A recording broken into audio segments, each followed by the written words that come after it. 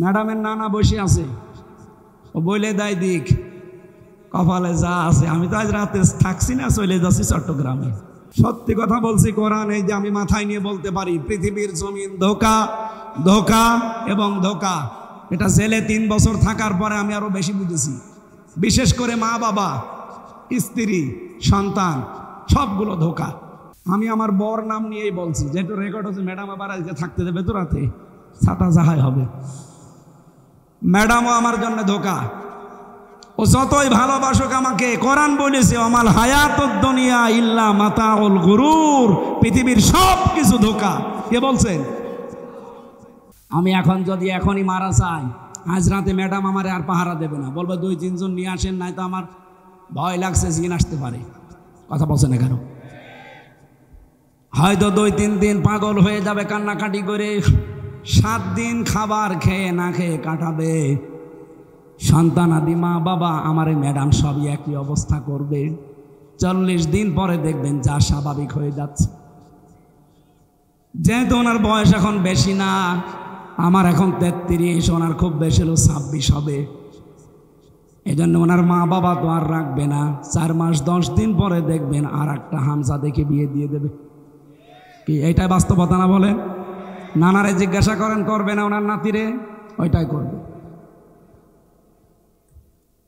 খুব বেশি হলো 5 থেকে 7 দিন তার সাথে সংসার করার পরে এ নানার কাছে কল দিয়ে বলবে, নানা ভালোই করেছেন বিয়ে দিয়ে, এখন যার সাথে দিয়েছেন ও হামজার চাইতে 100 গুণ ভালো।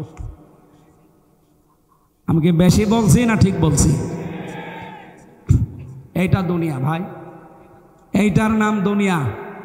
সুতরাং কারো সুখের জন্যে, কারো হাসি খুশির জন্য, আনন্দের জন্য এমন কোনো কাজে হাত দেওয়া ঠিক না। বাবা শাহজালাল সব হালাল না। কারো সুখের জন্য বাম হাতের ইনকাম করা ঠিক, এটা পাগলের কাজ। আমি জেলখানায় হাড়ে হাড়ে হাড়ে হাড়ে এটা টের পেয়েছি যে দুনিয়া পুরাটা ধোঁকা। আল্লাহ তুমি আমাকে এবং সবাইকে এটা 100 ভাগ বোঝার তৌফিক দান করো, বলে না আমি। মা বোন যারা এসেছেন, যেহেতু আমার জেলা, এখানে যারা বসে আছেন হয় বোন হবেন, চাচি হবেন, মা হবেন, ফুফু হবেন, এরকম কিছুই হবেন। নাই ভাবি, আপনাদেরকে আমি ভালোবাসি। আল্লাহর কসম, যদি মারা যাওয়ার সময় আপনার স্বামী বলে যে এটা আমার মন মতো ছিল বউ, আপনি জান্নাতি। তা আমি যা বাস্তবতা দেখছি, 100 জনের 98 জন স্বামী তার বর ওপরে নারাজ। কারা কারা নারাজ আছেন হাত তোলেন তো।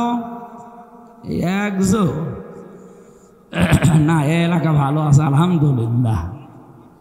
সম্মানিত মা বোনেরা, এটা খুব খেয়াল করে থাকবেন। খাদিজাতুল কুবরা রাদিয়াল্লাহু তাআলা আনহা জীবনে 1 ওয়াক্ত নামাজ পড়েননি, একবারও রোজা রাখেননি, একবারও হজ করেননি, একটা টাকা যাকাত দেননি, জীবনে কোনো দিন তিনি পর্দায়ও থাকেননি। কারণ এই বিধানগুলো সব তার ইন্তেকালের পরে নাযিল হয়েছে। অথচ আল্লাহ তাকে জান্নাতে ঘর বানিয়ে জিবরাইলকে দিয়ে সুসংবাদ পাঠিয়েছেন সালাম দিয়ে। একটাই কারণ, তিনি তার স্বামীর পেছনে শ্রম দিয়েছিলেন, সব উজাড় করে দিয়েছিলেন স্বামীর জন্য। আল্লাহ মেয়েদেরকে যেন খাদিজাতুল কুবরার মতো বানিয়ে দেন, বলেন আমিন। আরো জোরে বলেন আমিন।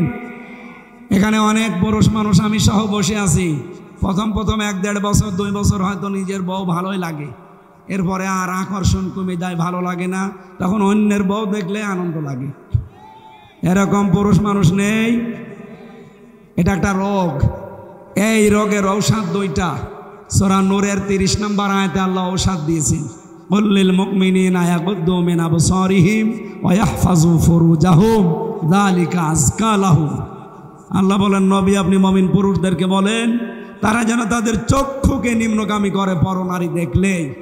2 নম্বরে তাদের লজ্জাস্থান হেফাজত করে। এইটাই উত্তম পদ্ধতি, পবিত্র পদ্ধতি এইটা। আপনি 15 দিনে আমলটা করে দেখেন। শুধু নিজের 14 জন মহিলা বাদ দিয়ে, মা, বোন, ফুফু, মেয়ে, এরকম 14 জন, এদের বাদ দিয়ে সামনে দুনিয়ার যে মহিলায় পড়ুক, সঙ্গে সঙ্গে চোখ নিজের দিকে করবে। কয়দিন? মাত্র 15 দিন। বলেন বলেন। এরপরে লজ্জাস্থানের হেফাজতের জন্য যা যা করা লাগে এইটা একটু কন্ট্রোল করেন। 15 দিন পরে দেখবেন একটা অনির্বচন সুখ আপনি পাচ্ছেন। এটা টাকা দিয়ে কিনতে পাওয়া যাবে না, এই আমলের কারণে আল্লাহ দান করবে। আমি সহ যারা এখানে বসে আছি, আল্লাহ আমাদেরকে যেন এটা পালন করার এবং নিজেদের স্ত্রীর প্রতি যে দায়িত্ব কর্তব্য আছে এটা পালন করার তৌফিক দেন। আমি ইয়ারফাউল্লাহুল্লাযীনা আমানু মিনকুম ওয়াল্লাযীনা উতুল ইলমা দারাজাত। সূরা মুজাদালা 11 নম্বর আয়াতের মাঝের অংশে আছে। আল্লাহ রাব্বুল আলামিন জানিয়ে এখানে ডিস্টার্ব হয়ে যাচ্ছে, কিছু দেওয়া লাগবে না ভাই, বসেন তো। যারা মাহফিল দেয় আসলে এরা শোনে না, তা বিভিন্ন আন্টি শান্তিতে সময় কাটায়। আমিরে জামাত ডাক্তার শফিকুর রহমান হাফিজাহুল্লাহ, কয়েকদিন আগে একটা অনুষ্ঠানে আমি ছিলাম ওনার। উনি যারা তাফসির করে বাংলাদেশে, যারা মুফাসসির, যারা ওয়াজ করে, এনাদের উদ্দেশ্যে দুইটা কথা জানিয়েছেন। আপনারা যারা তাফসির মাহফিলে, ওয়াজ মাহফিলে, দিনের অনুষ্ঠানে কথা বলেন, আন্টি শান্তি, আগল পাগল, উল্টা পাল্টা কিচ্ছু বলতে যাবেন না। ক্লাসের আকারে কথা বলবেন, সর্বোচ্চ 1 ঘন্টা বলেন, অসুবিধা নেই। 45 মিনিট বলেন, কোনো অসুবিধা নেই। আরও কমিয়ে আপনি আধা ঘন্টা বলেন। পৃথিবীতে বিশ্বনবী মুহাম্মদুর রাসূলুল্লাহর মতো এত দামি কথা কেউ বলতে পেরেছে? পারবে কেউ? তার জীবনের সর্বোচ্চ বক্তব্য ছিল 27 মিনিট আরাফাতের ময়দানে। বিদায় হজের ভাষণে সর্বোচ্চ 27 মিনিট কথা বলেছিলেন। এটা ঐতিহাসিক প্রেক্ষাপটে আমরা পেয়েছি। তার মতো মানুষ যদি 27 মিনিটে কি কথা বলেছিলেন, আর 1400 বছর চলছে, এখনো পর্যন্ত দুনিয়ার মানুষ এই 27 মিনিটের বক্তব্য কোল কিনারা করতে পারে না, শেষই করতে পারে না এখান থেকে শিক্ষা নিয়ে। আর আমরা এমন হুজুর, এমন বক্তা, 2.5-3 ঘন্টা শুধু চলে যায় জুলেখা আর ইউসুফ নবীর কাহিনী বলতে, অথচ ওখান থেকে যে শিক্ষা দরকার সেটা কিন্তু আমরা বলিও না, নিতেও চাই না। খালি কাহিনী বলেন, প্রেম কাহিনী। কে বলেছে আপনাকে ইউসুফ জুলেখার প্রেম কাহিনী? সূরা ইউসুফ পড়াটা একটা রাজনীতি। এটা কি? ইউসুফ নবী নিজে দায়িত্ব চেয়ে নিয়েছিলেন সংরক্ষণ করার জন্য। ক্বালা জাআলনি আলা খাযাইনিল আরদি ইন্নী হাফিজুন আলিম। এই আয়াতের ব্যাখ্যা ফি জিলালিল কোরআন পড়েন, প্রেম কাহিনী বের হবে আপনার। এই জন্য উল্টাপাল্টা ধারণাগুলো আসে তখন যখন আমরা দেখি বিভিন্ন আলোচক বক্তার নাম নিয়ে 2.5 ঘন্টা 3 ঘন্টা প্রেম কাহিনী শোনা ইউসুফ আর জুলাইখার নাম নিয়ে। নাউজুবিল্লাহি মিন যালিক। আমরা ওই দিন থেকে শুরু করে চেষ্টা চালাই আমাদের সর্বোচ্চ মুরব্বী, অভিভাবক, ওনার কথাকে সামনে রেখে আমি যতটুকু বলি, আল্লাহর প্রশংসা খুব বেশি হলো 1/2 মিনিট, রাসূলের প্রশংসা 10-15 সেকেন্ড, এরপরে আমরা মূল কথায় চলে যাই। এখানে আমার মনে হয় এইভাবে আসালি পাসালি দিয়ে সময় নষ্ট না করে আল্লামা সাঈদী সাহেবের ওই ঐতিহ্যটা ধরে রাখা দরকার এই তাফসির মাহফিলগুলোতে। সর্বোচ্চ মাগরিব থেকে এশা পর্যন্ত একজন তুলে দেবেন, এশার নামাজ পড়ে প্রধান বক্তা তুলে দেবেন। আপনারা দাওয়াতও নিয়েছিলেন এই কথা বলে, কিন্তু কথা রাখেননি। আমি কখন এসে বসে আছি আপনারা জানেন? এই যে সময়টা নষ্ট করলেন, আমি এই সময় পড়তে পারতাম না। ডাক্তার আমারে বলেছে রাত 10টার পরে জেগে থাকবেন না, তাহলে মাথার এই যে পাশে যে ড্যামেজ হয়ে গেছে ওটা আবার সমস্যা হয়ে দেখা দেবে। কুষ্টিয়ার অনুষ্ঠানগুলো নিতে চাই না আরও এই কারণে। গ্রামের ফকির ভিক্ষা পায় না, বাংলায় কথা নেই। আমি বাইরের জেলায় গেলে একটু দাপট দেখাতে পারি, কিন্তু এখানে আসলে তো বিড়াল হয়ে যায়। আপনারা যা বলেন তাই করা লাগে না। আগামী থেকে এটা আর হবে না, এই সিস্টেম পাল্টাতে হবে। আমার অধ্যক্ষ সাহেব বলছিলেন আসার পরে যে সিস্টেমগুলো আসলে পাল্টানো দরকার। কেন এত রাত করা লাগবে? মানুষ তাহাজ্জুদ পড়বে, ফজরের নামাজ আছে, সকালে কর্মজীবন আছে। আর আমার কালকে দিনের বেলা চট্টগ্রাম, রাতের বেলা নোয়াখালী। আমি তো পারা দরকার আমার। আগামী থেকে কুষ্টিয়া এটা রেকর্ড হচ্ছে, সারা বাংলাদেশে যাচ্ছে। যারা অনুষ্ঠান নেবেন হাতে পায়ে ধরে বলছি এশার নামাজ পড়ে আমারে তুলে দেওয়া লাগবে সাঈদী সাহেবের মতো। যদি পারেন দরকার হয় পোস্টারে লিখে দেবেন মোটা করে, আমির হামজার বয়ান রাত 8টায়। আমি 9টা 9:30টায় মাহফিল শেষ করে দিতে চাই। যদি পারেন নেবেন, না হলে হাতে পায়ে ধরে বলছি দাওয়াত দিতে যাওয়ার দরকার নেই। আমার দাওয়াতের অভাব নেই। এই জন্য আশা করছি আমার এই কথাটা আপনারা ঠিক রাখবেন। মহিলা প্যান্ডেলে মা বোনেরা সামনের দিকে একটু চেপে চেপে বসেন, একটু জায়গা করে দেন। জান্নাতে আপনার জন্য আল্লাহ একটা জায়গা বরাদ্দ দিয়ে দেবেন ইনশাআল্লাহ। আমরা কথা বলছিলাম মানুষের সম্মান বাড়ে প্রথম নম্বরে ইমান, 2 নম্বরে এলেমের কারণে। ইমান আমাদের কম বেশি অনেকেরই আছে না নেই? বলেন বলেন। কিন্তু ইমান আনতে হলে প্রথমে একটা কাজ করা লাগে, ওইটা হয়তো অনেকের নেই। ইমান আছে, কিন্তু ইমান আনার আগে কি কাজ করা লাগবে?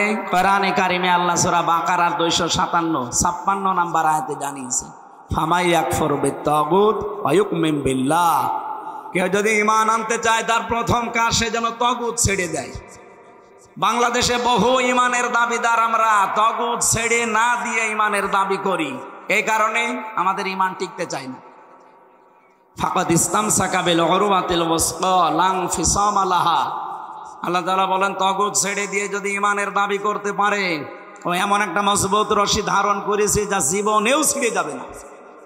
কিন্তু তাগুত ছেড়ে না দিয়েছে ইমানের দাবি আমরা করি, ঝড় উঠলে ইমান আগেই লিভে যায়। ঝড় উঠেছে হয়তো চোর হাসে, কবরহাট থেকে আমার বাতি লিভে গেছে। সুতরাং এইরকম ইমান আমরা আনবো না। আমরা ইমান আনতে হলে আগে তাগুত ছেড়ে দেব। কথা বলেন ঠিক কিনা? বাংলাদেশের দিকে তাকান, যারা তাগুত ছেড়ে দিয়ে ইমানের দাবি করেছিল, আপনি দেখেন শিবিরের সাবেক সভাপতি দেলাওয়ার হোসেন তার গরম করে তার লজ্জাস্থানে ঢুকিয়েছিল। আমি নিজে সাক্ষী, আমাকে ওই অফিসার বলছিল, সঞ্জয় দত্ত, আমারও রিমান্ডে উনি ছিল, আমারে বলছিল দেলাওয়ারকে এই করেছিলাম, ওকে আমরা ফুটবলের মতো পিটিয়েছি। 57 দিন রিমান্ডে ছিল। এই বাংলাদেশের ইতিহাসে এই প্রথম। 15টা বছর যে জুলুম, অত্যাচার, নির্যাতন গেল, জালেমরা তারে এক চুল টলাতে পারে না। এই কথা বলেন না কেন? কারণ সে তাগুত ছেড়ে দিয়ে ইমান এনেছিল, এই জন্য ইমান থেকে তাকে দূর হতে হয়নি। যারা ইমান এনেছে তাগুত ছেড়ে না দিয়ে, নৌকা মার্কা নিয়ে দাঁড়িয়ে ইমান এনেছিল, মাওলানা রুহুল আমিন, আমি নাম ধরে বলছি যেন আপনি চিনতে পারেন, বাইতুল মোকাররমের সাবেক খতিব। এ লোকটার ইমান যাই ছিল এখন আর নেই। কে কথা বললেন না কেন? কারণ তাগুত ছেড়ে না দিয়ে ইমানের দাবি করলে ইমান টিকবে না। এ পৃথিবীর ইতিহাসে এই প্রথম যে জাতীয় মসজিদের খতিব পালিয়েছে, এটা প্রথম না। দুনিয়াতে আপনি শুনেছেন যে মসজিদের ইমাম পালাই? জোর করে এসেছিল কয়দিন পরে যে আমি আবার ইমামতি করব, জুতা দিয়ে পিটিয়েছে জনগণ। পরের দিন মোবাইলে স্ট্যাটাস দিয়েছে ফেসবুকে, জুতা মেরেছে কিন্তু আমার গায়ে লাগে। আমি আর নিচে নামলাম। তাগুত ছেড়ে না দিয়ে যদি আপনি ইমানের দাবি করেন, আপনার ইমান টিকবে না। এই জন্য আমাদের সম্মান আল্লাহ রেখেছেন কিসের ভেতরে বলেন তো? ইমানের ভেতরে। 2 নম্বরে ওয়াল্লাযীনা উতুল ইলমা দারাজাত। এটা বহু বছর যারা এলেম পেয়েছে, এলেম পেলে জ্ঞান সম্মান বাড়বে না, এলেমের ওপরে আমল করা লাগবে। বাংলাদেশে তাকান, জ্ঞান কম বেশি অনেকে আমরা অর্জন করি, কিন্তু জ্ঞানের ওপরে টিকে থাকতে পারি না। এই জন্য আমাদের সম্মান আল্লাহ বাড়ায় না, আরো নিচে নামিয়ে দেয়। এই পৃথিবীতে জ্ঞানের ওপরে সবচাইতে বেশি আমল করেছিল, কাজ করেছিল জ্ঞান অনুযায়ী নবীরা। কারা? বলেন বলেন। আপনি 2 জন নবী ছাড়া বাকি কোন নবী দেখাতে পারবেন যে পৃথিবীতে তারা লাঞ্ছনা, গঞ্জনা, অপমানের শিকার হয়নি? হয়েছে। এই কারণে তারা জ্ঞানের উপরে সর্বোচ্চ আমল করেছিল। এই জন্য আল্লাহ আফসোস করেছেন তার বান্দাদের উপরে, ইয়া হাসরাতান আলাল ইবাদ মা ইয়াতিহিম মির রাসূলিন ইল্লা কানু বিহি ইস্তাহজিউন।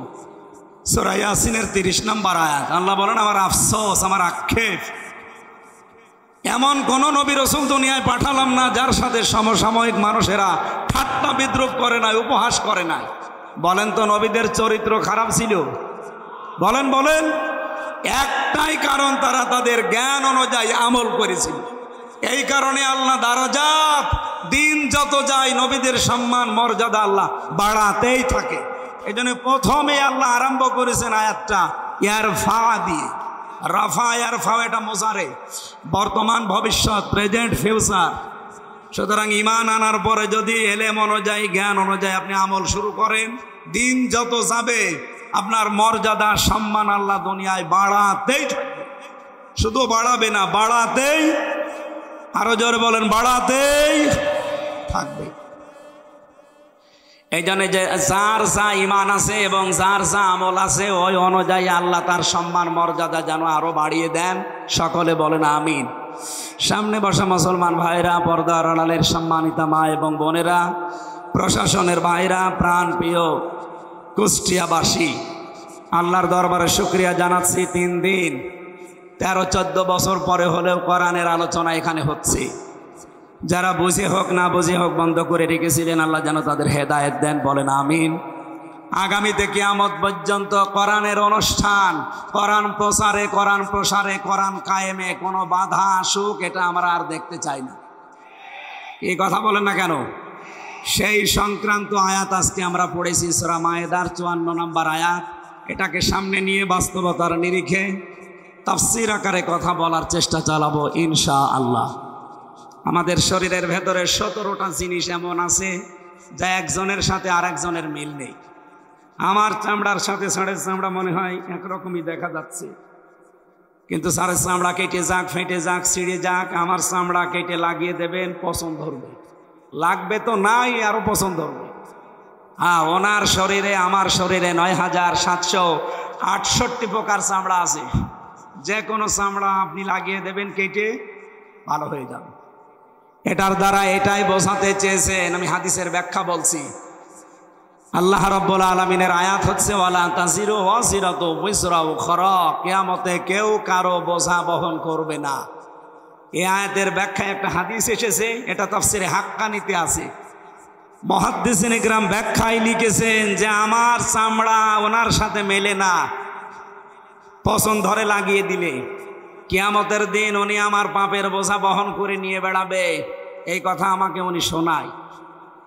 ওই কথা আমি শুনি আর বিশ্বাস করে বসে আছে যে না, চিন্তা নেই, বাবা আছে। উনি একটা ভণ্ড আর এটা একটা পাগল। এই কথা বলেন না কেন? এরকম বহু ভণ্ড দেশে নেই। কারো ওপরে ভরসা করা যাবে না, নিজের কাজের ওপরে ভরসা করে থাকা লাগবে। যতটুকু কাজ কারবার করেন ওইটার উপরে ডিপেন্ডেন্ট হবেন, কারো ওপরে ভরসা করে কোনো লাভ নেই। কি কথা বললেন না কেন? উম্মিহি ওয়া আবি, আয়াতের ব্যাখ্যা এসেছে সন্তান তার মায়ের কাছে 500 বছর পড়ে থাকবে পা ধরে, 500 বছর, একটা নেকির কারণে। নবীজি বলেন 500 বছর পরে ওর মুখের ওপরে লাথি দিয়ে বলবে, কিসের সন্তান দাবি করো, দুনিয়ায় আমার বিয়েই হয়নি। এই জন্য আমার চামড়ার সাথে ওনার চামড়ার মেলে না। ওনার ওপরে ভরসা করে আমার কোনো লাভ আছে? যতটুকু পারবেন কিয়ামতে বোঝা বহন করতে, অতটুকু পাপ করে দুনিয়া থেকে যান। অবশ্য ঠিক আছে, করেন আপনি। আপনি যতটুকু সহ্য করতে পারবেন, মাথার উপরে বোঝা, পাপের বোঝা, ততটুকু করবেন। ঠিক আছে, এটা তো ঠিক আছে। আল্লাহ আমাদের এমন এমন কাজে আঞ্জাম দেওয়ার জন্য তৌফিক দেন। আমরা যেটা বহন করতে পারি ওই পরিমাণে ভালো কাজ আমরা করতে চাই। অন্যায়গুলো দুনিয়া থেকে আমরা মাফ করে নিতে চাই। বলেন আমিন। আপনারা জানেন গতকাল পরশুদিন, আজকে তো 19 তারিখ, 18 তারিখে মনে হয়, গতকাল একজন নিরপরাধ মানুষের জন্য সারা বাংলাদেশে যেভাবে মানুষ রাস্তায় নেমেছিল, পৃথিবীর ইতিহাস তৈরি হয়ে গেছে। এই কথা বললেন না কেন? এটা কি টাকা পয়সা দিয়ে কেউ নিয়ে এসেছিল? না, কাউকে যাবার সময় 2 টাকা দেওয়াও হয়নি, খাবারও দেওয়া হয়নি। এটা এসেছিল যারা রাস্তায়, সব এসেছিল ইমানের দাবিতে।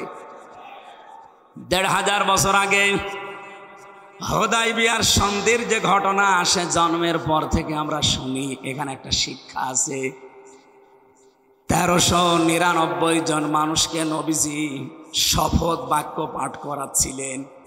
গতকালকে বিকাল 3টা থেকে সারা বাংলাদেশের প্রতিটি জেলায় উপজেলায় যেভাবে শপথ বাক্য পাঠ করিয়েছে অনেকের দায়িত্বশীলেরা, এই সিস্টেমটা নবী 1500 বছর আগে তিনি করে দেখিয়েছেন।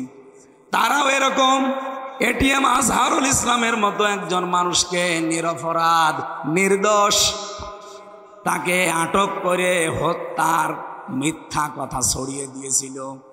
তার নাম ছিল হযরতে উসমান ইবনে আফফান রাদিয়াল্লাহু তাআলা আনহু। নবীজি কথাটা শোনার পরে বললেন, আমার সাথে এখনো 1399 জন আছে। হুদায়বিয়া নামক যে জায়গাটা আমি হাত ফেলে দিলাম, তোমরা এই 1399 জন আমার হাতের ওপরে হাত লাগাও। সবাই হাত দিয়েছে। রব্বুল আলামিন সঙ্গে সঙ্গে জিবরাইলকে দিয়ে সূরা ফাতিহার 18 নম্বর আয়াতটা নাযিল করলেন ওই জায়গায়, লাকাদ রাদিয়াল্লাহু আনিল মুমিনিন। আল্লাহ পাক বলেন লাকাদ রাদিয়া। রাদিয়া দিলেও কিন্তু অর্থ হয়ে যেত, এর আগে লাকাদ দিয়েছেন কেন? মুফাসসির বলেন আল্লাহ পাক গ্যারান্টি দিয়ে জানিয়েছেন, আমি কিন্তু রাজি হয়ে গেছি, না রাজি হব। মাজি এটা পাস্ট, অতীতের শব্দ। আল্লাহ গ্যারান্টি দিয়ে বলছেন আমি রাজি হয়ে গেছি। আনিল মুমিনিনা, এই যে মুমিনদের উপরে, ইদি ইউবাইউনাকা, যে মানুষগুলো আপনার হাতের উপরে হাত দিয়ে আজ বায়াত নিচ্ছে, শপথ পাঠ করছে, তাহতা শাজারাতি, এই গাছের নিচে। ও গাছটা এখন হয়তো আর নেই, তার চারা থাকতে পারে। ওই সময় বাবলা গাছ একটা ছিল, এটা ইবনে কাসিরের বর্ণনা। মুফাসসির বলেন যখন 1399 জন দুইটা ফরজ লঙ্ঘন করে একটা নিরপরাধ মানুষের মুক্তির জন্যে, প্রতিশোধ নেওয়ার জন্যে তারা হাতের ওপরে হাত দিয়েছিল, একটা রোজা ভেঙে ফেলেছে আর একটা হজের ইহরাম খুলে ফেলেছে। নবীজি বলেন পরে রোজা রেখে দেব, পরে হজ আবার করব। কিন্তু ওরা বিনা কারণে নির্দোষ একটা মানুষকে মেরে ফেললো, আর আমরা বসে বসে দেখবো না? হজও থাক, রোজাও থাক। আগে ওসমান হত্যার প্রতিশোধ না নিয়ে কেউ মদিনায় ফেরত যাব না। হাত দাও হাতে। যখনই তারা হাত দিয়েছে, আল্লাহ বলেন ফালিমা মাফি কুলুবি, তারা কিন্তু লোক দেখানোর জন্য হাত দেয়নি। তাদের মনের অবস্থা, অন্তরে কি আছে ওটা আমি আল্লাহ জানি। গতকাল সারা বাংলাদেশে এই নির্দোষ নিরপরাধ আজহারুল ইসলামের জন্যে যারাই মুক্তির শপথ নিয়েছে, যারাই হাতে হাত দিয়ে শপথ বাক্য পাঠ করেছে মুক্তি দেওয়া লাগবে, তাদের মনের খবরও আল্লাহ জানে। আরো জোরে বলেন।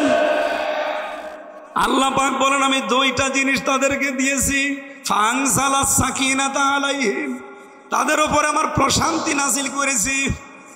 আপনি কালকে সারা দেশের দৃশ্য দেখেন, প্রশান্তি আল্লাহ নাজিল না করলে এই দৃশ্য তৈরি হওয়ার সম্ভব না।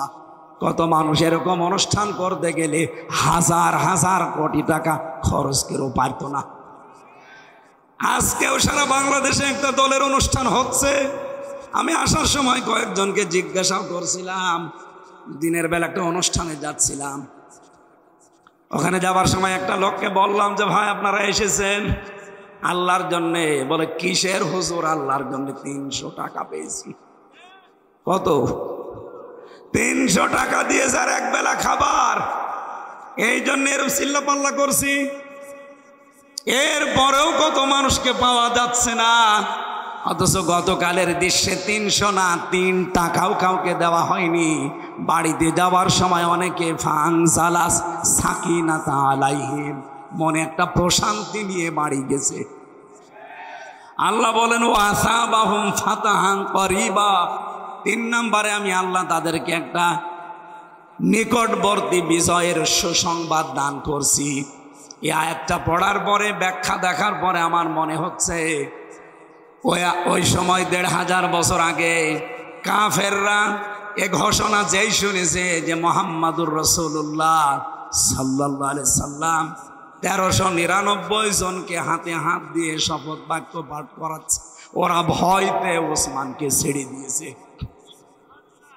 আমার মনে হয় আগস্টের 5 তারিখের পরে এই সিদ্ধান্ত এদেশের তাওহীদি জনতা যদি নিতে পারত যে অবৈধ সরকারের অবৈধ রায় আমরা মানি না, যত নিরপরাধ মানুষ জেলখানায় আছে, যত নিরপরাধ নির্দোষ মানুষ বিনা কারণে এই ন্যায়ভ্রষ্ট রায়ের মাধ্যমে জীবন নষ্ট করছে, এই মুহূর্তে তাদেরকে ছেড়ে দেওয়া লাগবে। আর মনে হয় 5, 6, 7 তারিখের ভেতরে যা ছিল সব ছেড়ে দিত। আমরা পারি নাই, দেরি যখন হয়েছে আফসোস নেই, আমরা চাই অন্তত 13টা বছর লোকটা আছে এই অন্ধ প্রকোষ্ঠে, আমি 3 বছর তার সাথে ছিলাম। মানবতার জন্য এই লোকটার যে দরদ, ইসলামের জন্যে আল্লাহর উপরে যে ভরসা তার আমি দেখেছি। এইরকম মানুষকে মিথ্যা সাক্ষীর মাধ্যমে একজন মানুষের হিংসার বশবর্তী হয়ে তাকে জীবনটা নষ্ট করা আর ঠিক হবে না। বলেন বলেন। দায়িত্বে যিনি আছেন 2 জন নবীর নাম তার ডক্টর মোহাম্মদ ইউনুস, একটা মোহাম্মদ আর একটা 2 নবীর নাম নিয়েছেন আপনি। আশা করব এ দেশের মানুষের মনের কথাগুলো বুঝবেন। আল্লাহ বলেন ফাআলিমা মা ফি কুলুবিহিম, আমি কিন্তু জানি যে ওদের মনে এই কথা আছে কিনা। 1399 জন যখন হাতে হাত দিয়ে বাক্য পাঠ করছিল, এটা শুধু মুখের কথা না, এটা তাদের খাবার পড়ে যায় দস্তরখানার উপরে, এরা যদি ওটা তুলে খেয়ে ফেলতে পারে জান্নাতের হুরদের যে দেনমোহর আছে ওইটা আল্লাহ আদায় করে দেয়। জান্নাত পাবেন কিনা কোনো গ্যারান্টি নেই, কিন্তু দেনমোহর আদায় হয়ে যাচ্ছে হুরদের। সুতরাং এই কাজটা আমরা যেন আর সামনে না ছাড়ি। কথা বলছেন? হ্যাঁ, বিয়ে করার কথা শুনলে আমরা সবাই রাজি আছি।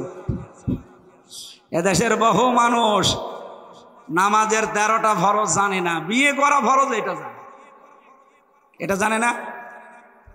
সূরা মায়েদার এই আমলটা আমি সহ যারা এসেছি, দস্তরখানা বিছিয়ে খাবার খাওয়া লাগবে, টেবিলে খান, কিছু পেড়ে নেবেন, কিছু পড়ে গেলে ওইটা তুলে খেয়ে এই আমলটা যদি এখন থেকে চালু হয়, আমার আশা জান্নাত আল্লাহ দেবে।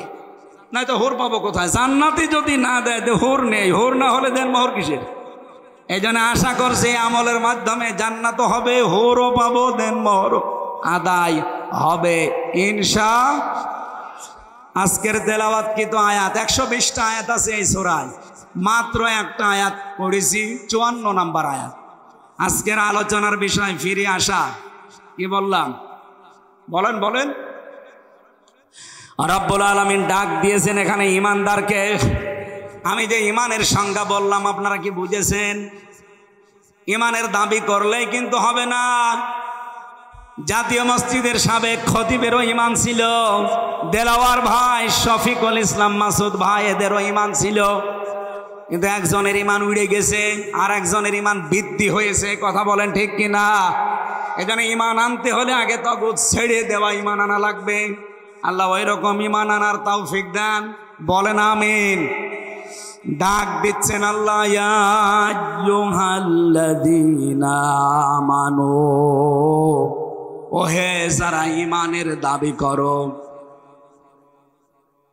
মাইয়ার তাদ্দা মিনকুম, তোমাদের ভেতরে যে ব্যক্তি ফিরে যাবে, আন দীনিহি, আমার দিন থেকে, ইসলাম থেকে, কোরআন থেকে, ফাসাউফা ইয়াতিল্লাহ, আল্লাহ বলেন অতি শীঘ্রই আমি তাদেরকে দেখাবো, বিকৌমি ইউহিব্বুহুম, এমন একটা জাতি তাদের উপরে আমি নিয়ে এসে দেব যারা আমি আল্লাহকে ভালোবাসে, ওয়ায়ুহিব্বুনাহু, আমি নিজেও তাদেরকে ভালোবাসি, তারাও আমাকে ভালোবাসে, আদিল্লাতিন আলাল মুমিনিনা ইজ্জাতিন আলাল কাফিরিন।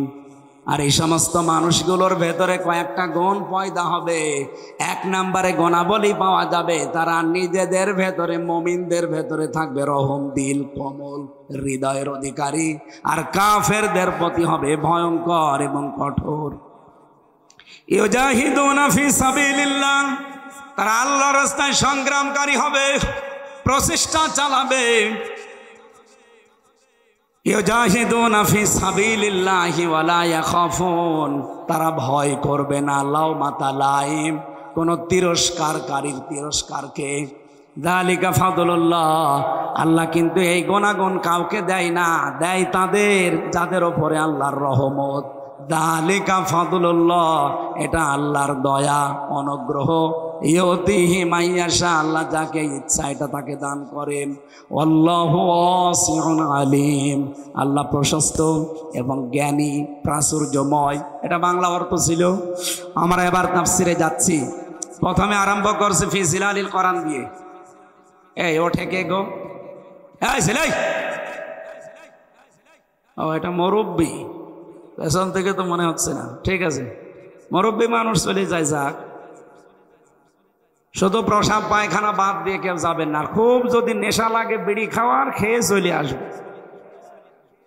আমাকে তাহলে মনে করতে পারেন তো তাহলে বিড়ি খাওয়া মনে হয়। আরে ভাই, আমি আকিজে চাকরি করি, আমি আকিজ গ্রুপের খতিব। এখন ওইটার বিরুদ্ধে কথা বলা যাবে? আমার চাকরি থাকবে? যদিও আকিজে এখন আর বিড়ি নেই, ওনারা এটা বাদ দিয়ে খাবার বানায়। আমি অন্তত তাদের কাছে গিয়ে এইটা পরিবর্তনের চেষ্টা চালিয়েছিলাম সেই 19 সাল 20 সালে।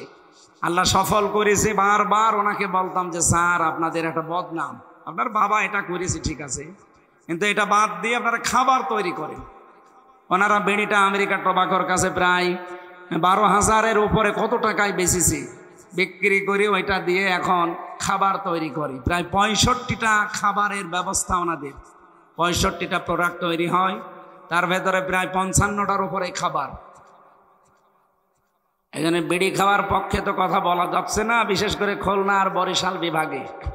এগুলো আমার চট্টগ্রাম সিলেটে সমস্যা না, ওই দেশের ইমাম মুয়াজ্জিনও বিড়ি খায়, কিন্তু খুলনা বিভাগে বরিশাল বিভাগে একটু ঝামেলা আছে।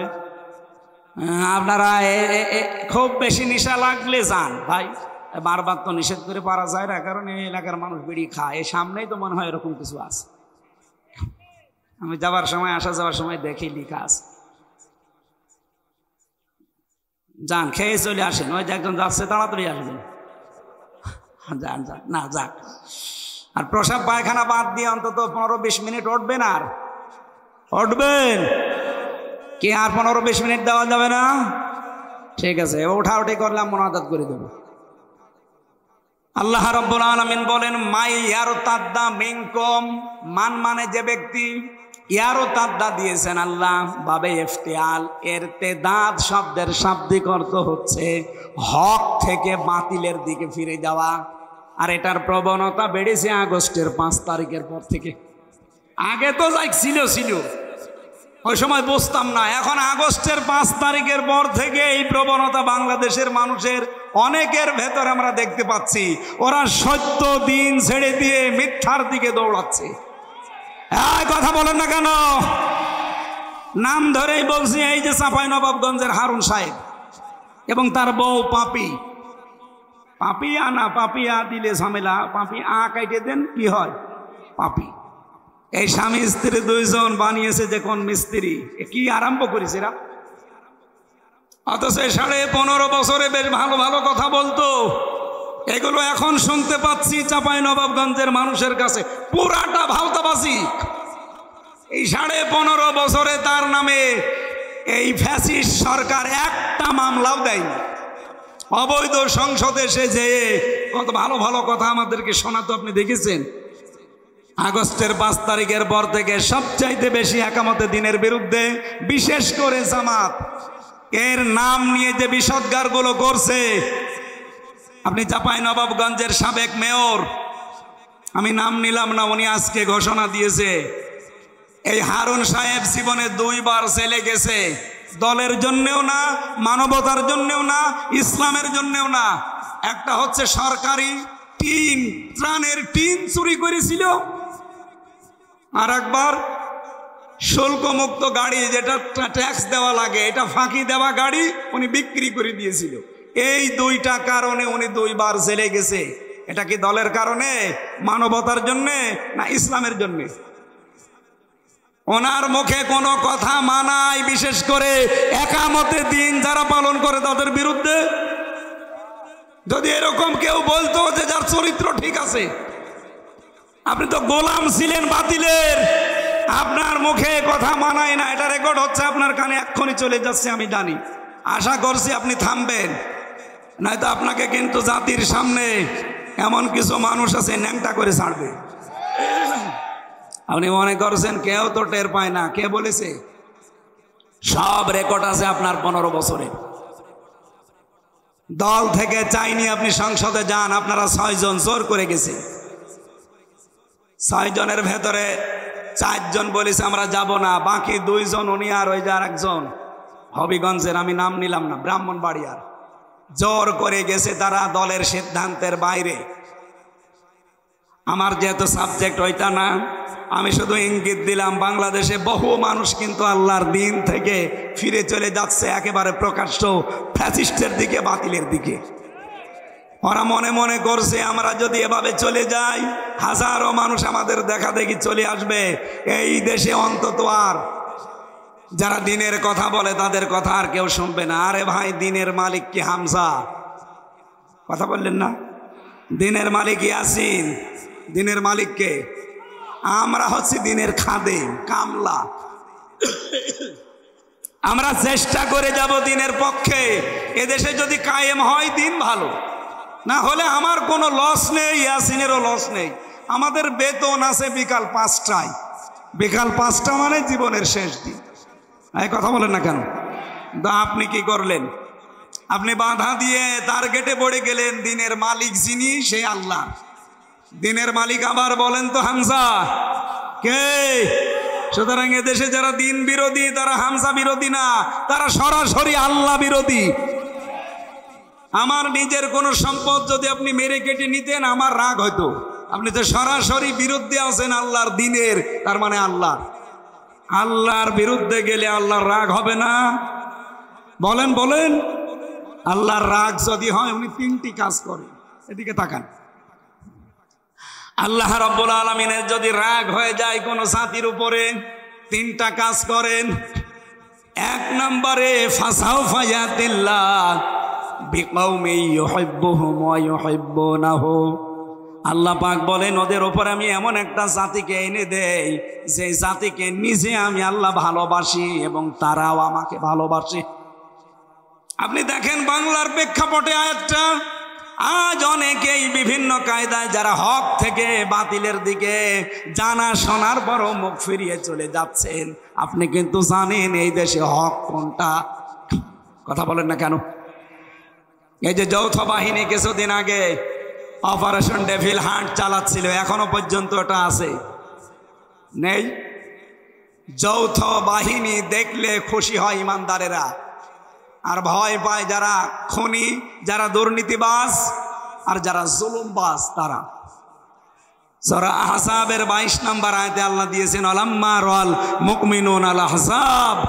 আহজাব মানে যৌথ বাহিনী। আহজাব মানে কি? ওয়ালাম্মা রাল মুমিনুন আল আহজাব, যখন মুমিনেরা যৌথ বাহিনী দেখতে পেল, তার মানে এটা 1500 বছর আগেও ছিল। এই কথা বলেন না কেন? মুমিনেরা এরা দেখতে পেয়ে আনন্দে আত্মহারা হয়ে গেছে, কিন্তু যৌথ বাহিনী দেখে সবচাইতে বেশি সমস্যায় পড়েছে যারা খুনি, যারা অবৈধ ক্ষমতার অধিকারী। ওই জামানায় যারা ছিল, এ জামানায়ও অনেকে তাদের প্রেতাত্মা ছিল। এই জন্য অবৈধভাবে যারা ছিল তারা এখন যৌথ বাহিনীর ভয় আছে না? আমার মনে হয় এই অপারেশন ডেভিল হান্ট এটা আরো বেশি করা দরকার কুষ্টিয়া জেলার জন্য। বাংলাদেশের অন্য জেলা বাদ দিলাম, এই জেলায় বেশি হওয়া দরকার, কারণ এখনো অনেকের মাস্তানি থামেনি। এই কথা বলেন না কেন? এ কবুর হাটে নেই, অনেকে এখনো ওদের মতোই আচরণ করছে। ডেভিল হান্ট কেন চালু হয়েছে? ডেভিল মানে শয়তান, হান্ট মানে শিকার, শয়তান শিকার। আমরা চাই শয়তান সব শিকার হয়ে যাক। কথা বলেন ঠিক কিনা?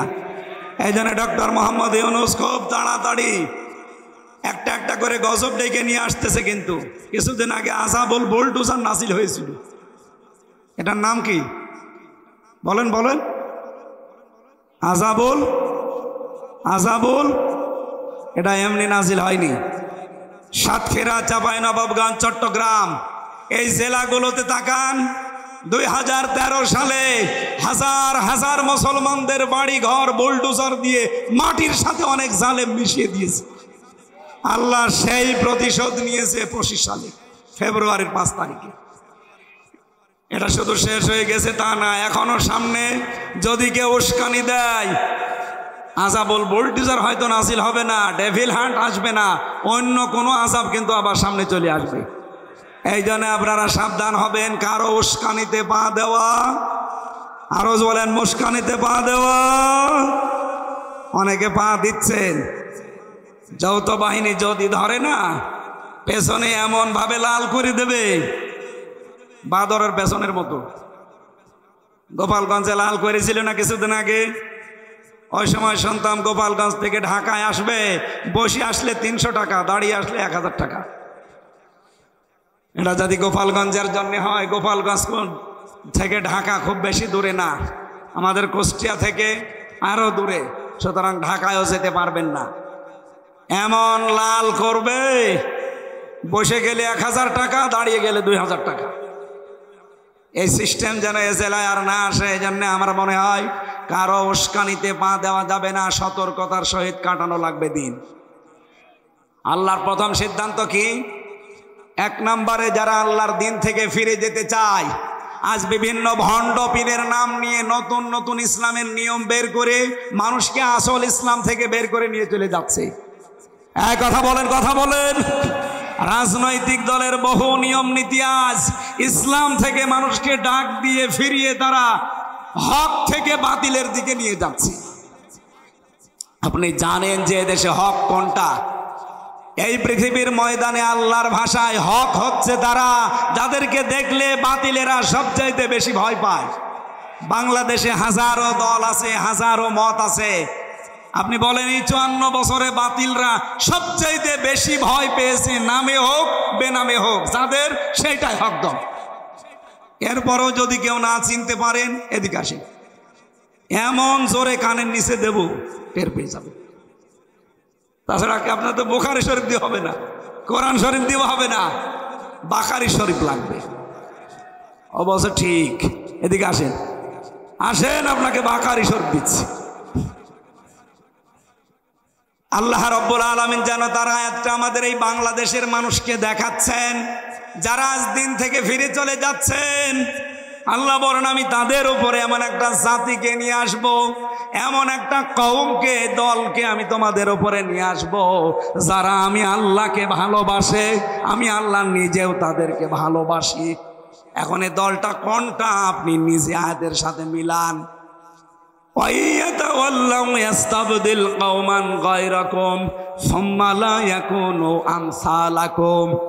সূরা মুহাম্মদের ভেতরে আল্লাহ জানিয়েছেন, তোমরা যদি ফিরে যাও আল্লাহর দিন থেকে, আমি আল্লাহ এমন একটা জাতি, এমন একটা দলকে তোমাদের উপরে প্রতিষ্ঠিত করে দেব, যারা তোমাদের মতো হবে না। বলেন সুবহানাল্লাহ। এই আয়াত থেকে প্রথম আমরা বের করলাম, আল্লাহ এমন একটা দল তৈরি করে দেবে যদি মানুষ আল্লাহর দিন থেকে ফিরে চলে যেতে চায়। সেই দল এই বাংলাদেশে এখনো আছে না নেই? যেটাই হোক আছে। আল্লাহ যেহেতু বলছেন একটা দল বানিয়ে দেব, কি হবে সেই দলের কাজ? আযিল্লাতিন আলাল মুমিনিন, তারা মুমিনদের প্রতি রহম দিল হবে, কমল হবে, স্নেহময় হবে, স্নেহশীল হবে। আইজ্জাতিন আলাল কাফিরিন, কাফেরদের প্রতি হবে তারা কঠোর এবং ভয়ঙ্কর। আমির জামাত ডক্টর শফিকুর রহমানের কালকের বক্তব্যটা এই আয়াতের প্রমাণ। কথা বলেন না কেন? উনি সর্বশেষ বলেছিলেন, বাংলাদেশে কেউ আমাদেরকে চোখ রাঙাবেন না। সমালোচনা করেন গঠনমূলক, আমরা মেনে নেব, চুমা দেব, কিন্তু কেউ নিজেদেরকে প্রভু ভেবে আমাদের উপরে চোখ রাঙাবেন না। আমরা কারো চোখ রাঙানি সহ্য করি? বলেন। এ কোরআনের আয়াতের সাথে যদি এই দেশে কোনো দলের বাস্তবতা মিলে যায়, আপনি অস্বীকার করতে পারবেন না এটা তো মেলে না, আপনি জোর করে বাদ দিতে পারেন না। আপনি দেখেন আজ এই দেশে একামতে দিনের দ্বারা দায়িত্ব পালন করে নিজের ভাইয়ের সাথে ওই রকম মিল নেই একামতে দিনের কর্মীদের ভেতরে যেই মিল আছে। নিজের আপন ভাই আল্লাহকে মানে না, তারে আমি নিজেও মানি না, কিন্তু তার বাড়ি কোথায়? সেই চট্টগ্রামে। এই লোকটা যেহেতু একামতে দিন প্রতিষ্ঠা করার আন্দোলনে আছে, সে আমার আপন ভাইয়ের চাইতেও আমার কাছে আপন। এই কথা বলেন না কেন? আযিল্লাতিন আলাল মুমিনিন, মুমিনদের উপরে রহম দিল হওয়া লাগবে। এই গুণটা এখন সর্বত্র ছড়িয়ে দেওয়া লাগবে। কারণ মুহাম্মাদুর রাসূলুল্লাহ ওয়াল্লাযীনা মাআহু আশিদ্দাউ আলাল কুফফার রুহামাউ বাইনাহুম, মুহাম্মদ সাল্লাল্লাহু আলাইহি সাল্লাম আল্লাহর রাসূল এবং তার উম্মত বলে যারা দাবি করবে, তার সঙ্গী সাথী যারা হবে, তাদের প্রথম গুণ হবে নিজেদের ভেতরে তারা রহম দিল। আর কাফেরদের প্রতি তারা কঠোর এবং ভয়ঙ্কর। কাফেরদের যত অনুষ্ঠান আছে সব অনুষ্ঠানের উপরে নারী পুরুষ কড়া হওয়া লাগবে, কঠোর হওয়া লাগবে। এই যে ফেব্রুয়ারি মাসের কয়েকদিন আগে যেই দিবসটা গেল, কি নাম? বিশ্ব ভালোবাসা দিবস। এই মাইয়ার তাদ্দা মিনকুম এই শব্দের ব্যাখ্যায় আমি পড়েছি, ইরতেদাদ মানে পরিবর্তন করা, ইরতেদাদ মানে ফিরে যাওয়া, ইরতেদাদ মানে হক থেকে বাতিলের দিকে চলন্ত অবস্থায় চলে যাওয়া। সুতরাং আল্লাহর নামকে যারা পরিবর্তন করে দিয়েছে তাদের নিয়ে আসা দিবস এই 14 ফেব্রুয়ারি। শফিক রেহমান, এই লোকটার নাম ছিল শফিক রহমান। ইংল্যান্ড থেকে এই বিশ্ব ভালোবাসা দিবস আমদানি করেছিল। সাংবাদিকরা প্রশ্ন করছে, স্যার আপনার নাম তো শফিক রহমান, রেহমান করেন কেন? উনি বলছে, দেখো রহমানের ভেতরে মৌলবাদের গন্ধ পাওয়া যায়, এই জন্য আমার নাম আমি কেটে পরিবর্তন করে পাল্টিয়ে রেহমান দিয়েছি। বাংলার মুসলমানের রেকর্ড হচ্ছে, এটা সারা দেশে ছড়াই। সবাইকে বলছি, যেহেতু এবছরে আর নেই, সামনে বছর আবার আসবে। যেই লোকটা আমাদের আল্লাহর নাম পরিবর্তন করে রহমান থেকে রেহমান করতে পারে, তার নিয়ে আসা দিবস আগামীতে কোন মুসলমানের ছেলে মেয়েরা পালন করতে পারে? আরো জোরে বলেন, পারে না? ইসলামে 2টা দিবসের বাইরে কোনো দিবস নেই। কি? ঈদুল আজহা, ঈদুল ফিতরের বাইরে কোনো দিবস আছে?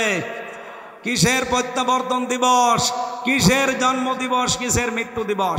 কোনো দিবস নেই। ঈদুল আজহা, ঈদুল ফিতর, শেষ। বাইরে যদি কোনো দিবস কেউ নতুন করে বানিয়ে পালন করে, ও যেন আল্লাহর রাসূলের চাইতে বেশি বুঝে। সুতরাং আগামী থেকে কোনো মৃত্যু দিবস পালনে দেশে আর হবে না। যদি মুসলমান নবীর উম্মত দাবি করে থাকেন, কোনো জন্ম দিবস পালন আর কোনো প্রত্যাবর্তন দিবস পালন আর বলেন বলেন কোনো দিবস নেই। দিবস পালন করলে আমি কত দিবস পালন করতে পারতাম আপনি জানেন? আমার জন্ম দিবস, মৃত্যু দিবস, জেল খাটা দিবস, জেল থেকে বের হওয়া দিবস, জেলে যাওয়া দিবস, বিয়ে করা দিবস, বিয়ে যেদিন হয়েছে ওই দিবস, বিয়ে খাওয়া দিবস, কত বিয়ে খেলাম। তাহলে বিয়ে খাওয়া দিবস পালন করলে প্রতিদিন পালন করা লাগবে। কোন দিবস আজকে থেকে আর নেই। ইসলামে যেটা নেই ওটা আমার বাবা মানালেও আমি মানি। আরো জোরে বলেন, মানি। এই জন্য আগামী থেকে রাসূলের উম্মত যেহেতু আমরা দাবি করছি, আল্লাহ আমাদেরকে একটা জিনিস দেখাতে চাচ্ছেন, সেটা এমন একটা দল আল্লাহর সামনে তৈরি করে দিতে চান।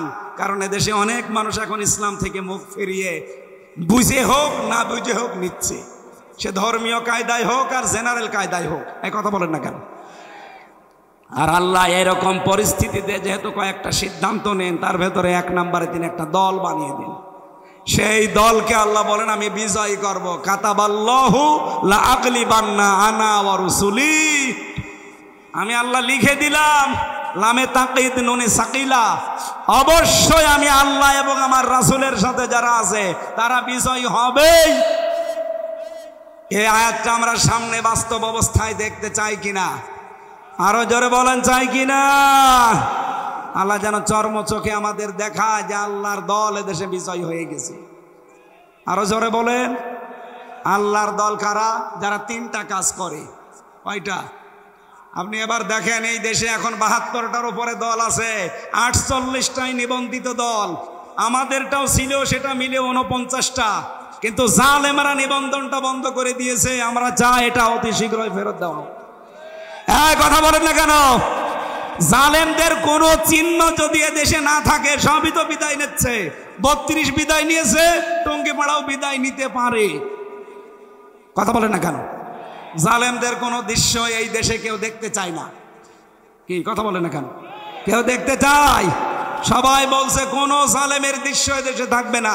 সুতরাং জালেমের দেওয়া অবৈধ রায়ও এই দেশে থাকবে না। আমাদের নিবন্ধন, বিশেষ করে দাড়িপাল্লা ফেরত দেওয়াই লাগবে। কথা বলেন ঠিক কিনা? এটা শুধু আমি এই কয়েকজন মানুষের সামনে না, এটা রেকর্ড হচ্ছে না, 18 কোটি মানুষের পক্ষ থেকে বলতে চাই, এই অবৈধ রায় বাদ দিয়ে আমাদের জায়েজ যে নিবন্ধন, এটা ফিরিয়ে দাড়িপাল্লা ফেরত দেওয়া লাগবে। এই কথা বলেন না কেন? বলেন এটা চান কিনা? এই ন্যায় চান কারা দেখি? লিল্লাহে তাকবীর।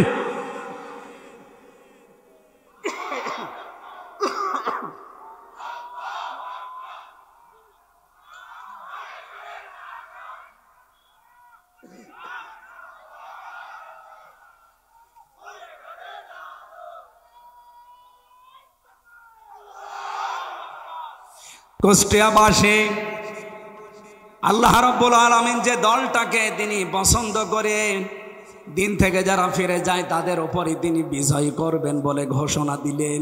সেই দলের ভেতরে তিনটা গুণ পাওয়া যাবে। আল্লাযীনা ইউকিমুনাস সালাতা ওয়া ইউতুনাজ যাকাতা ওয়া হুম রাকিউন। যারা নামাজ কায়েম করবে, সম্পদ থাকলে যাকাত আদায় করবে, রুকুকারীদের সাথে রুকু করবে, তার মানে জামাতবদ্ধ হয়ে নামাজ আদায় করবে। ওয়ামাইয়াতাওয়াল্লাল্লাহা ওয়া রাসূলাহু ওয়াল্লাযীনা আমানু, যে ব্যক্তি আল্লাহ তার রাসূল এবং ঈমানদার এই তিন গুণ বিশিষ্ট মানুষের দিকে ফিরে আসবে, এরা আল্লাহর সেনাবাহিনী। আল্লাহর, আরো জোরে বলেন আল্লাহর, আরো জোরে বলেন আল্লাহর। ফাইন্না হিজবাল্লাহি হুমুল গালিবুন। আল্লাহ পাক বলেন অবশ্যই আমি আল্লাহর দল বিজয়ী হবে। এ গ্যারান্টি কার? আল্লাহ কিন্তু ইন্না দিতে, ইন্না না দিলেও পারতেন। হিজবাল্লাহি হুমুল গালিবুন অর্থ হয়ে যেত, ইন্না দিয়েছেন গ্যারান্টি দেওয়ার জন্যে। সুতরাং আজকে থেকে আমরা যদি আল্লাহর দিকে, রাসূলের দিকে আর ওই তিনটা গুণ বিশিষ্ট ঈমানদারদের দিকে ফিরে আসতে পারি, আল্লাহর কসম এই দেশে ওই দল বিজয়ী হবে। এটা আমার কথা, আরো জোরে বলেন আমার কথা। আল্লাহর এই কথা আমরা সামনে দেখতে চাই না? তাহলে তিনটা গুণ যাদের ভেতরে আছে তাদের সাথে আপনাকে থাকা লাগবে। যারা নামাজ কায়েমের আন্দোলন করে এই দেশে, এদেশে বললাম না কত দল, সব দল নামাজ কায়েমের আন্দোলন করে না। কথা বলেন না কেন? কারণ নামাজ কায়েম এটা ব্যক্তিগত বিষয় না, এটা রাষ্ট্রের দায়িত্ব। সূরা হজ 41 নম্বর আয়াত, আল্লাযীনা ইম্মাক্কান্নাহুম ফিল আরদ আকামুস সালাহ, যাদেরকে আমি জমিনে শাসন ক্ষমতা দেব, যাদেরকে আমি জমিনে শাসন ক্ষমতা দেব, তারা যদি মুমিন বান্দা হয়, এদের প্রথম কাজ হবে তারা নামাজের বিল কায়েম করবে। এ ঘোষণা কার? সুতরাং নামাজ কায়েম করা এটা কিন্তু ব্যক্তির না, এটা রাষ্ট্রের দায়িত্ব। আরো জোরে বলেন, এই কথা বলা লাগবে, এটা কার দায়িত্ব? রাষ্ট্রের। এই রাষ্ট্র গঠন করার জন্যই তো সামনে দিন আসতেছে। 300 এমপি এবার সংসদে যাবে। আমরা চাই 151 জন অধ্যাপক ফরহাদ হোসেনের মতো কোরআন বুকে নিয়ে যেন যেতে পারে। কারণ এরকম মানুষ 151 জন যদি কোরআন বুকে নিয়ে সংসদে যায়, প্রথম অধিবেশনেই বলবে মাননীয় স্পিকার আমরা নামাজের বিল চাই। 300 জনের ভেতরে এরকম 151 জন যদি হাত তুলতে পারে, পরের দিন নামাজ এই দেশে রাষ্ট্রীয়ভাবে কায়েম হয়ে যাবে। আপনি হয়তো ফরহাদ হোসেনকে একটা ভোট দিয়েছিলেন, ওই দিনের পরে 18 কোটি মানুষ নামাজ পড়বে। আপনার একটা ভোটের কারণে 18 কোটি মানুষ নামাজ পড়ছে। 18 কোটি মানুষের নামাজের সওয়াব আপনি একটা ভোট দেওয়ার কারণে পাবেন। মাওলানা কতগুলো বসে আছেন জিজ্ঞাসা করেন তো, আমি যদি ব্যাখ্যা ভুল করি ধরিয়ে দিন। তাআওয়ানু আলাল বিররি ওয়াত তাকওয়া ওয়া তাআওয়ানু আলাল ইসমি ওয়াল উদওয়ান ওয়া লা তাআওয়ানু আলাল ইসমি ওয়াল উদওয়ান। ভালো কাজে কেউ অন্যকে সাহায্য করো, অন্যায় কাজে কেউ কাউকে সমর্থন যোগাবা না। এই আয়াত সামনে রেখে আমরা এমন এমন কাজে মাইয়াশফা শাফাআতান হাসানাতান ইয়াকুল্লাহু নাসিবুম মিনহা ওয়া মাইয়াশফা শাফাআতান সাজ্জিয়াতান ইয়াকুল্লাহু কিফলুম মিনহা ওয়া কানা আল্লাহু আলা কুল্লি শাইইন মুকিতা। সূরা নিসা 85 নম্বর আয়াত। কোন মানুষ যদি ভালো কাজ করে আর আপনি যদি সাহায্য করেন, ও ভালো কাজ করে যে সওয়াব পাবে, আপনি শুধু সাহায্য করে সওয়াব পাবেন।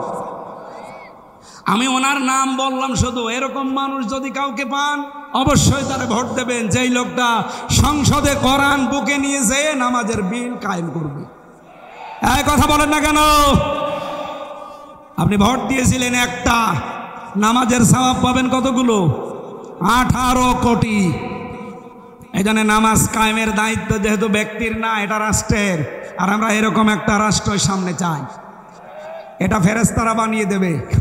বলেন বলেন, এই কাজে যদি কাউকে শরিক না পায়, বুঝবেন আল্লাহ আপনাকে ভালোবাসে না। 2 নম্বরে যাকাত ভিত্তিক অর্থনীতি কায়েম করা লাগবে, এইটাও রাষ্ট্রের দায়িত্ব।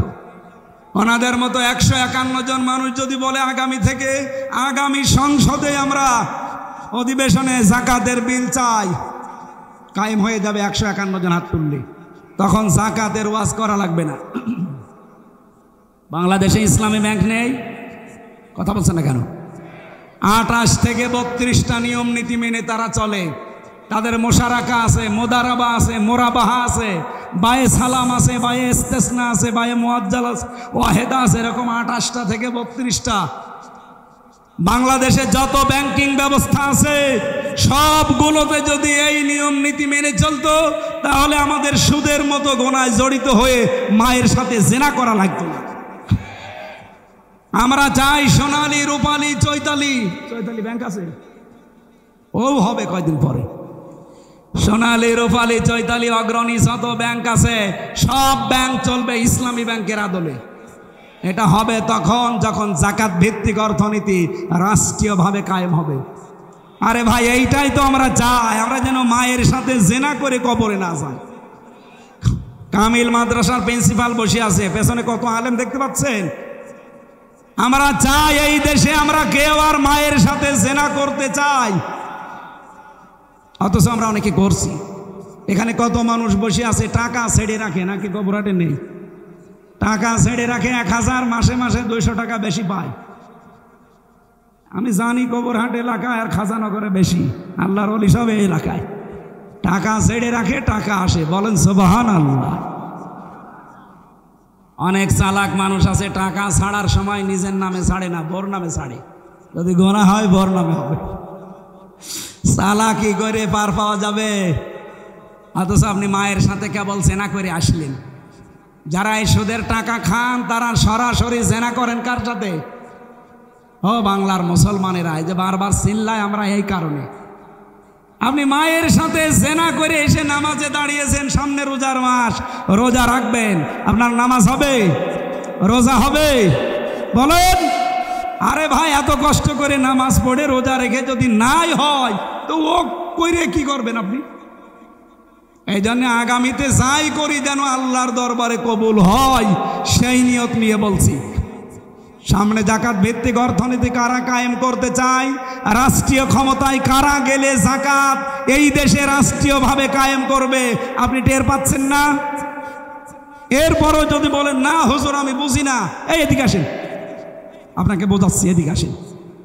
ঝড়ে কোদাল ছাড়া আপনার হবে না। অহম রাকিউন, রুকুকারীদের সাথে যারা রুকু করে, যারা জামাতবদ্ধ হয়ে নামাজ আদায় করে, এমন দল আপনি করেন যে দলের জামাতবদ্ধ নামাজ দূরের কথা, নামাজই নেই। অথচ এই বাংলাদেশে বললাম 72টার উপরে দল আছে, একটা দল আপনি এমন পাবেন যেই দলে নামাজ একা পড়েন না, জামাতে পড়েন, ওইটাও আপনাকে লিখে রাখা লাগবে, পরের মাসে ওইটা আবার দেখানো লাগবে। আর কথা বলেন না কেন? এরপরেও যদি কেউ খুশি না পান, আপনি আমার বাড়িতে যেন, একা একা আপনাকে দেখাবো। এ জায়গায় বলা সম্ভব না। বলেন না আমি এখনো তো টের পাই না। বাংলাদেশে 72টার উপরে দল চলছে, একটা দলের কর্মসূচিতে নামাজ 5 ওয়াক্ত জামাতে পড়েন না একা পড়েন, এটা আপনাকে লেখা লাগবে, পরের মাসে দেখানো লাগবে, ভুল হলে সংশোধন করে দেবে। আল্লাহর আয়াতের সাথে মিলে যাচ্ছে না যে যারা রুকুকারীদের সাথে রুকু করে, জামাতবদ্ধ হয়ে যারা নামাজ আদায় করে, এই 3টা গুণ যাদের ভেতরে আপনি পাবেন, এই মানুষগুলোর সাথে মিশে থাকবেন, কারণ এই মানুষগুলোকে আল্লাহর সামনে বিজয়ী করবে। আল্লাহর ঘোষণা মিথ্যা হওয়ার সম্ভাবনা আরো বলেন আছে। দুনিয়ার জীবনটা যেহেতু ধোঁকা, সত্যি কথা বলছি, কোরআন এই যে আমি মাথায় নিয়ে বলতে পারি, পৃথিবীর জমিন ধোঁকা, ধোঁকা এবং ধোঁকা। এটা জেলে 3 বছর থাকার পরে আমি আরো বেশি বুঝেছি। বিশেষ করে মা বাবা, স্ত্রী, সন্তান, সবগুলো ধোঁকা। আমি আমার বর নাম নিয়েই বলছি, যেহেতু রেকর্ড হচ্ছে। ম্যাডাম আবার আজকে থাকতে দেবে তো রাতে, ছাতা যাহাই হবে। ম্যাডামও আমার জন্য ধোঁকা। ও যতই ভালোবাসুক আমাকে, কোরআন বলেছে আমাল হায়াতুদ দুনিয়া ইল্লা মাতাউল গুরুর, পৃথিবীর সব কিছু ধোঁকা। কে বলছেন? ম্যাডামের নানা বসে আছে, ও বলে দেয় দিক কপালে যা আছে। আমি তো আজ রাতে থাকছি না, চলে যাচ্ছি চট্টগ্রামে। আমি এখন যদি এখনই মারা চাই, আজ রাতে ম্যাডাম আমার আর পাহারা দেবে না, বলবে 2-3 জন নিয়ে আসেন, নাই তো আমার ভয় লাগছে, জিন আসতে পারে। কথা বলছে না কেন? হয়তো 2-3 দিন পাগল হয়ে যাবে কান্নাকাটি করে, 7 দিন খাবার খেয়ে না খেয়ে কাটাবে। সন্তানাদি মা বাবা আমার ম্যাডাম সবই একই অবস্থা করবে। 40 দিন পরে দেখবেন যা স্বাভাবিক হয়ে যাচ্ছে। যেহেতু ওনার বয়স এখন বেশি না, আমার এখন 33, ওনার খুব বেশি হলো 26 হবে। এই জন্য ওনার মা বাবা তো আর রাখবে না, 4 মাস 10 দিন পরে দেখবেন আর একটা হামজা দেখে বিয়ে দিয়ে দেবে। কি এইটাই বাস্তবতা না? বলেন। নানারে জিজ্ঞাসা করেন করবে না ওনার নাতিরে? ওইটাই করবে। খুব বেশি হলো 5 থেকে 7 দিন তার সাথে সংসার করার পরে এ নানার কাছে কল দিয়ে বলবে, নানা ভালোই করেছেন বিয়ে দিয়ে, এখন যার সাথে দিয়েছেন ও হামজার চাইতে 100 গুণ ভালো। আমি কি বেশি বলছি না ঠিক বলছি? এইটা দুনিয়া ভাই, এইটার নাম দুনিয়া। সুতরাং কারো সুখের জন্যে, কারো হাসি খুশির জন্যে, আনন্দের জন্যে এমন কোনো কাজে হাত দেওয়া ঠিক না। বাবা শাহজালাল সব হালাল না। আপনি যতটুকু পাপের বোঝা বহন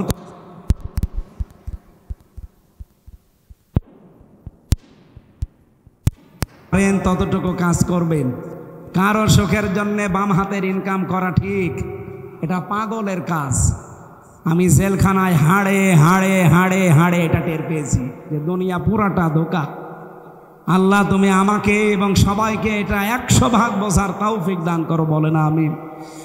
মা বোন যারা এসেছেন, যেহেতু আমার জেলা, এখানে যারা বসে আছেন হয় বোন হবেন, চাচি হবেন, মা হবেন, ফুফু হবেন, এরকম কিছুই হবেন নাই ভাবি।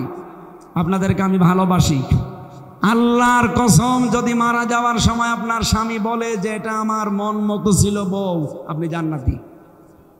তা আমি যা বাস্তবতা দেখছি, 100 জনের 98 জন স্বামী তার বর ওপরে নারাজ। কারা কারা নারাজ আছেন হাত তোলেন তো। একজন না, এলাকা ভালো আছে আলহামদুলিল্লাহ। সম্মানিত মা বোনেরা, এটা খুব খেয়াল করে থাকবেন।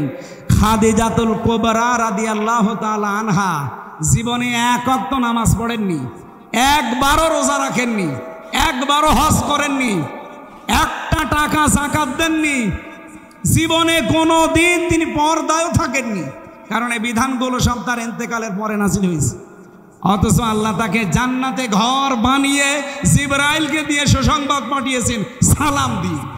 একটাই কারণ, তিনি তার স্বামীর পেছনে শ্রম দিয়েছিলেন, সব উজাড় করে দিয়েছিলেন স্বামীর জন্য। আল্লাহ মেয়েদেরকে যেন খাদিজাতুল কুবরার মতো বানিয়ে দেন, বলেন আমিন। আরো জোরে বলেন আমিন। এখানে অনেক পুরুষ মানুষ আমি সহ বসে আছি। প্রথম 1-1.5 বছর 2 বছর হয়তো নিজের বউ ভালোই লাগে, এরপরে আর আকর্ষণ কমে যায়, ভালো লাগে না, তখন অন্যের বউ দেখলে আনন্দ লাগে। এরকম পুরুষ মানুষ নেই?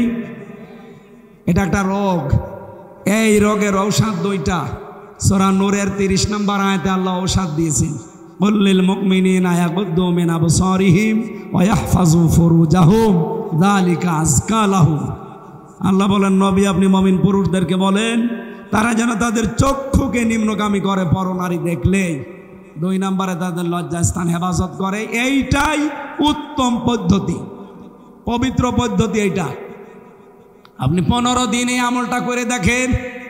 শুধু নিজের 14 জন মহিলা বাদ দিয়ে, মা, বোন, ফুফু, মেয়ে, এরকম 14 জন, এদের বাদ দিয়ে সামনে দুনিয়ার যে মহিলায় পড়ুক, সঙ্গে সঙ্গে চোখ নিজের দিকে করবে। কয়দিন? মাত্র 15 দিন। বলেন বলেন। এরপরে লজ্জাস্থানের হেফাজতের জন্য যা যা করা লাগে এইটা একটু কন্ট্রোল করেন। 15 দিন পরে দেখবেন একটা অনির্বচন সুখ আপনি পাচ্ছেন। এটা টাকা দিয়ে কিনতে পাওয়া যাবে না, এই আমলের কারণে আল্লাহ দান করবে। আমি সহ যারা এখানে বসে আছি, আল্লাহ আমাদেরকে যেন এটা পালন করার এবং নিজেদের স্ত্রীর প্রতি যে দায়িত্ব কর্তব্য আছে এটা পালন করার তৌফিক দেন আমিন। আমি আজকে আর টানতে পারছি না কণ্ঠ এবং সময়ের কারণে, এত রাত পর্যন্ত জেগে থাকা ঠিক না, 11:30 বেজে গেছে। আগামী থেকে আবার কথা বলবো আপনাদের সামনে ইনশাআল্লাহ। আল্লাহুম্মা আমিন। লা ইলাহা ইল্লা আনতা সুবহানাকা ইন্নী কুনতু মিনাজ জালিমিন। আল্লাহুম্মা গফিরলি ওয়ারহামনি ওয়াহদিনি ওয়াফিনি ওয়ারযুকনি ইয়া রাব্বাল আলামিন। আল্লাহ তাআলা কুষ্টিয়ার কবরহাট ইসলামী সমাজ কল্যাণ পরিষদের উদ্যোগে 3 দিন ব্যাপী অনুষ্ঠানের সর্বশেষ কোরআনে কারীম দিয়ে যতগুলো কথা শুনলাম আমল করার তৌফিক আমাদের ভিক্ষা দাও। সম্মানিত সভাপতি কাজী হামিদুল ইসলাম সহ প্রধান অতিথি অধ্যাপক মাওলানা আবুল হাশিম স্যার সহ অধ্যাপক ফরাদ হোসাইন সহ অধ্যক্ষ তারিকুর রহমান সহ যত আলেম ওলামা বসে আছে আল্লাহ আলেমদেরকে আলেম হিসাবে কবুল করে নাও। সম্মানিত মা বোনদেরকে খাদিজাতুল কুবরার মতো বানিয়ে দাও রব্বুল আলামিন। দিন থেকে ইসলাম থেকে তোমার কোরআন থেকে আজ যারা মুখ ফিরিয়ে নেয়, জেনে হোক না জেনে হোক, তুমি ঘোষণা দিয়েছো সেখানে এমন একটা দল তুমি তৈরি করবে যারা তোমাকে ভালোবাসে, তুমি নিজেও তাদেরকে ভালোবাসো। আল্লাহ ওই দলে তুমি আমাদেরকে শামিল করে নাও। এই দলের লোকদের যে গুণাবলীগুলো তুমি দিলে, নিজেদের ভেতরে কমল, কাফেরদের প্রতি কঠোর, তারা আল্লাহর রাস্তায় জিহাদ করবে, কোনো তিরস্কারকে তারা পরোয়া করবে না। এটাই তোমার বড় অনুগ্রহ আল্লাহ। এই গুণাগুণগুলো অর্জন করার তৌফিক আমাদের ভিক্ষা দাও রব্বুল আলামিন। এলাকায় মাটির নিচে যত মানুষ ঘুমিয়ে আছে কবরগুলো জান্নাত বানিয়ে দাও আল্লাহ তাআলা। একটা নিরপরাধ মানুষের কালকে রায় আছে আল্লাহ, তোমার আরশ থেকে যা ফয়সালা হবে তাই তো হবে। লক্ষ লক্ষ মানুষ তার জন্য দোয়া করছে। আমরাও তোমার গুনাহগার কিছু টোটাফাটা বান্দা এই গভীর রজনীতে কোরআনের অনুষ্ঠানে তোমার দরবারে মন থেকে দোয়া করছি আল্লাহ, তুমি আমার ভাই আজহার সাহেবকে মুক্ত করে দাও আল্লাহ। আমি 3টা বছর লোকটার সাথে ছিলাম, মানবতার জন্যে, ইসলামের জন্যে যে দরদ আমি দেখেছি তার ভেতরে আল্লাহ, তার যে ইখলাস এখন তৈরি হয়েছে, শেষের এই কয়টা দিন তুমি মুক্ত বাতাসে তার পরিবারের কাছে আমাদের কাছে থাকার তৌফিক দাও রব্বুল আলামিন। আগামীর এই বাংলাদেশের 56,000 বর্গ মাইল তুমি কোরআনের হাতে তুলে দাও। 300 এমপির ভেতরে 151 জন যেন আমরা দেখতে পাই তোমার কোরআন বুকে নিয়ে সংসদ ভবনে প্রবেশ করছে। মা বোনদের ভেতরে যারা অসুস্থ আছে শেফায়ে কামেলা আজলা দান করো।